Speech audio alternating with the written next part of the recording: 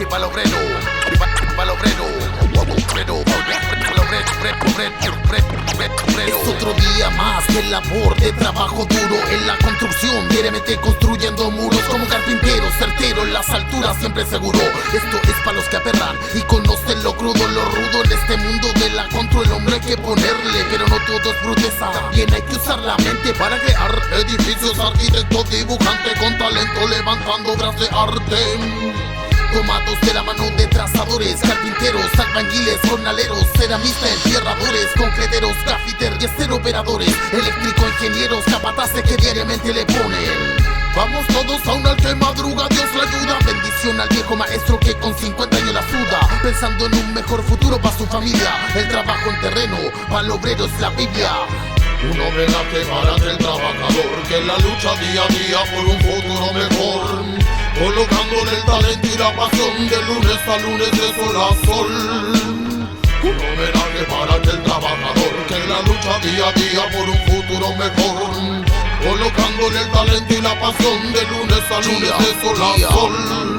Yo sé bien lo que es ganarse la vida martillando a diario en busca del sustento por un maldito salario que a veces ni siquiera alcanza para cubrir el mes, con el cuerpo explotado lleno de maldito estrés. Las leyes laborales están hechas al revés, con Piñera vía pega pero en el sueldo no se ve reflejado el esfuerzo en vez de que el obrero surja. Cuando llega el pago las liquidaciones son absurdas, es una burla, no es la ley, su contrato. Ellos ganan mientras duermen, yo trabajo a costa de los malos ratos, malos tratos. Hoy desato la injusticia que he vivido en trabajos en los que fui explotado y sometido, pero sigo aquí expresándome siempre con la verdad.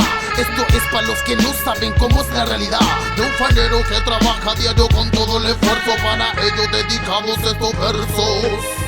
Un homenaje para aquel trabajador que en la lucha día a día por un futuro mejor, colocándole el talento y la pasión de lunes a lunes, de sol a sol. Un homenaje para aquel trabajador que en la lucha día a día por un futuro mejor, colocándole el talento y la pasión de lunes a lunes, de sol a sol. Es otro día más para crear edificios, arquitectos, dibujantes. El hombre hay que ponerle. Vamos todos a un al que madruga, Dios lo ayuda. Que no dé maldito estrés. Carpinteros que diariamente le ponen